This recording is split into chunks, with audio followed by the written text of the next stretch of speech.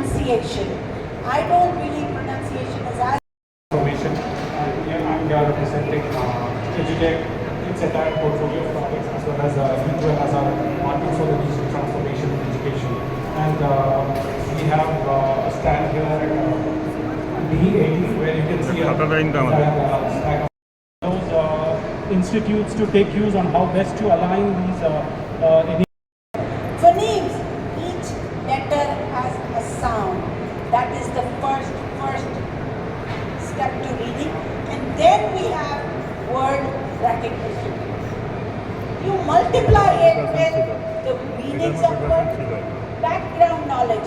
What do you know about India? Where do you come from? We ask those questions and relate the book that we are reading to the children. It makes a difference. And we all know as teachers that our children's listening skills are going down. Have you noticed that? You keep on talking to them and they keep on. You might have to repeat the directions at least 4 or 5 times. Why? Because they don't listen, like husbands. Agreed? See, all the women are like, you're right. Sorry, Jackie. But remember, listening comes in when you give them material that they enjoy. The end result is understanding the meaning of text. And that is what we want our children to do. So, let us look at the big 5 of reading. Phonemic awareness. Each letter has a sound. Phonics. When you put 2 letters together, it makes a different sound. Then comes vocabulary. I am going to make sure that the children learn vocabulary that is associated with letters, maybe more than 2 letters. That's when the fluency comes in. When the fluency comes in, we have comprehension. Let me just give you an example of what happens when you just teach them phonics. So we teach them the 80 words, right? You teach them the 80 words and you ask them to memorize 80 ad, BAT bad, CA, right? You do that? And then you ask the child to read the sentence, cat sat on the mat, right? So this is how a child who's been taught phonetically will do it. Cat.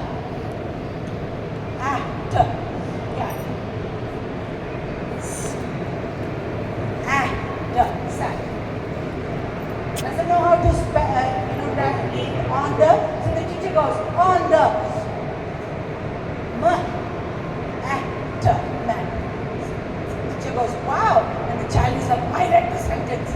But you ask the question, who sat on the mat?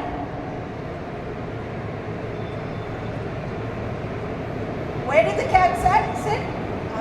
You know what? So much of an energy went into decoding that comprehension went out there.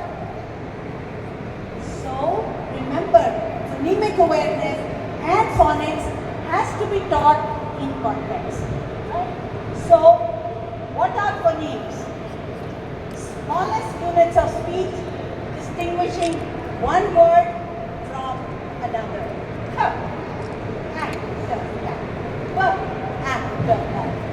Remember, an example is the English phoneme K, which occurs in like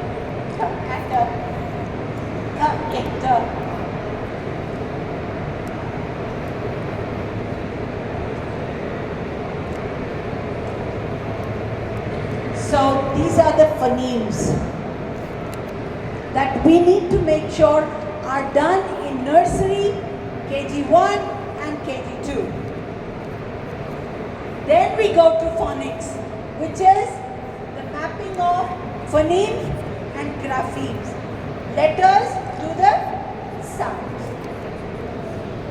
That is why it's important for us to read aloud, because that is when the children start looking at those squiggly letters and they say, oh, they make a sound because the teacher is reading. At that time, kids are not reading. They're not able to read, but they connect that those squiggly things have a sound. What is vocabulary? Very, very closely connected to understanding or comprehension. Comprehension is one of the most important things that we start in kindergarten. There will be children who are dyslexic. There will be children who have dyscalculia. But what I'm trying to say is research has also shown that if we identify and diagnose these learning disabled children early on, we give them the coping strategies, we will not have these problems in middle school and high school. Talk to any middle school and high school teacher. The first thing she will say is, ma'am, they don't know how to read. They're not reading well. I've seen it in the best of schools, the worst of schools. Structures to implement, let us do collaborative problem solving. So, focus on the problem. Assess your children. Where are they? And start from there. Do not start at like, okay, my child is in second grade, I'm going to bring in second grade text. Why can't we start with easier? Because when a child feels accomplished, they want to do. Why is the problem happening? Is it because we don't have a pre-reading program? Is it because we don't have resources? Is it because we don't have good reading material? Is it because we don't have a good reading teacher? What should we do about it? Can we bring in a program? Do some research. Look for a program that fits your school, that fits your classroom. Then, remember, always go in for this. Did it work? Keep on assessing your children without them measuring. Then we will come back to again, what is the problem? And we will go to the next. As teachers, it's my sincere suggestion that we need to build our knowledge first. Isn't it important? How does reading take place in the classroom? What are the steps to reading? How do I teach a second grader? How do I teach a third grader? How do I teach a kindergartner? Do I have an effective reading program for the child? Examine what we teach at. Very, very important. And teachers, as of now, when we look at what our NEP is telling us, foundational reading. Focus on. Foundational reading will only happen when we do it explicitly, systematically, and sequentially. Explore our systems of supporting. Do we have a program? Do we have a library? Do we have reading contests going on in the classroom? Do we have a lot of storytelling going on in the classroom? Are our children aware of those programs? The best part is we forget the parents. And parents do not read. Forget about teachers. First step, look for a specialized reading program which is age appropriate, grade appropriate, and developmentally appropriate. So what are the components of an effective reading program? Look for good student reading resources. Make sure that you have a supportive teacher professional development program and detailed teacher program and follow-up assessment. Bring in lots of fiction and non-fiction. Detailed lesson plans with explanations as to why we're doing it. Bring in lots of activity worksheets. We cannot give them worksheets without teaching them the concept. Teach and then assess. What are the benefits of an effective reading program? Have short passages. A passage that is only going to require 20 to 30 minutes of reading. The follow-up activities, empowers the child to read between. Like, I haven't seen a polar bear. White bear, where does the bear live? Short passage or story is class and age appropriate. Remember, little children like lots of colorful with topics of height. Let us bring in topics that they like, they want to read. Close reading. Just for me, close reading has really helped. It has helped my children to comprehend. It has helped my children to go to the next level of reading. So bring in close reading in your classroom so that they understand math, science and social studies. Because reading is connected to all the other academic subjects. Good balance between fiction and non-fiction. Short passages because they finish up faster. That bring in comprehension and higher order skills. Remember when we do the discussion part, that encourages our children to speak up. That means communication skills. All the four components of the language need to be enhanced. Listening, speaking, reading and writing. The best part is when the children read these short passages, they also feel that sense of achievement. Oh, I read it. So please make the reading short and sweet with a lot of reading over and over and a lot of activities. Yeah.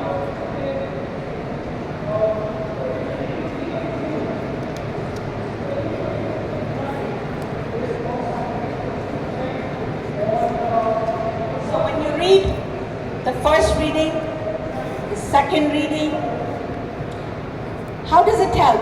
It makes sure that the students analyze the structure of the text questioning and they start exploring all those text structures, features, key ideas, details, inferencing, predicting, connections, conclusions, words and phrases, the new vocabulary.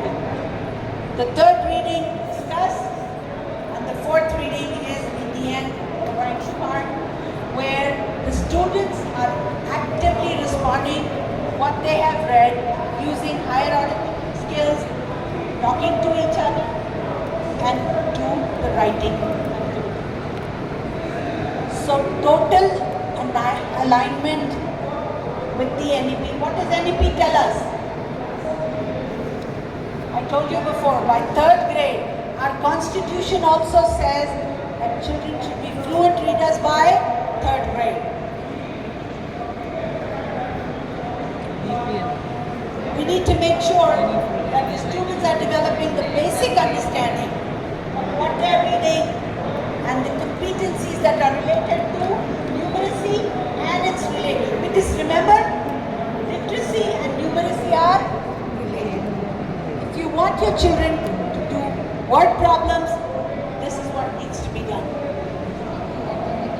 Always bring in their outside school experiences so that the foundational literacy and numeracy happens in your class in a better way. So, as part of Scholastic, we believe in reading and we have unique reading and writing resource all the way from kindergarten to 8th grade so that the children develop deep reading skills, deep comprehension skills. A program called Short Reads, I would really suggest that all of you go and look at it so that you can be aware of what is available out there. All the texts are short and powerful and they provide a balanced approach to reading.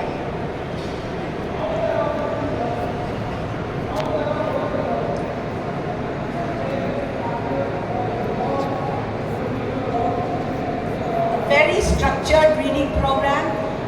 The samples are out there. Please go and check them out. Remember, if you give them 1 to 2 periods per week for this effective reading program, you will see a marked improvement in the comprehension skills. They will be able to use background knowledge, ask question, answer question, main idea, details, make inferences, predict also identify the author. We also strictly believe in teacher professional development.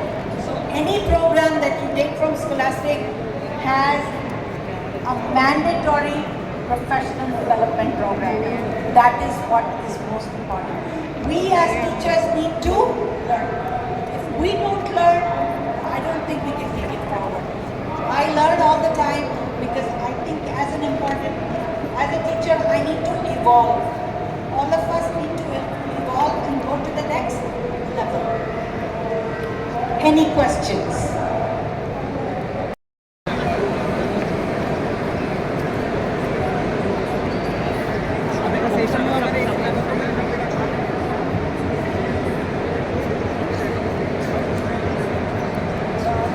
একটু দাঁড়া তাকাও।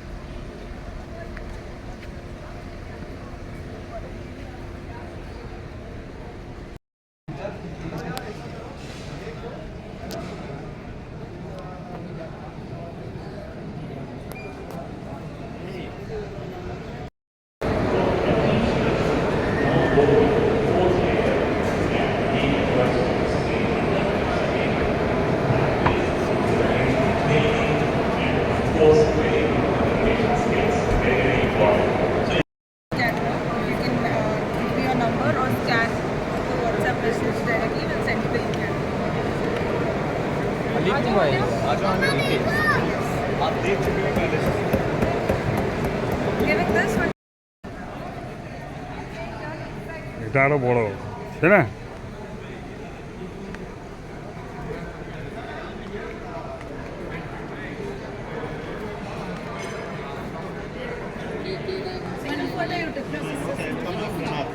Okay, done.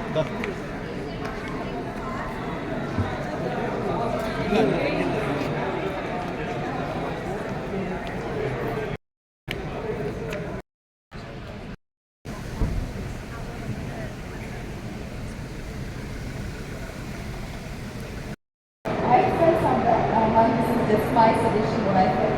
So if you highlight the exact points, when the child will get to know so what you are learning exactly, rather than simple listening of the story. So that's what I felt. Thank you so much. Sure, definitely. Actually, it makes sense that you have a demo with them because I just share the stories from the library. But there's another rational open for teachers. Read few stories. But this, I have found one problem in it. There was addition, there was division. Unless a child knows how to divide, how to multiply, how to add, how can a child will solve those problems in your stories? Thank you. This is one of the questions that she asked also.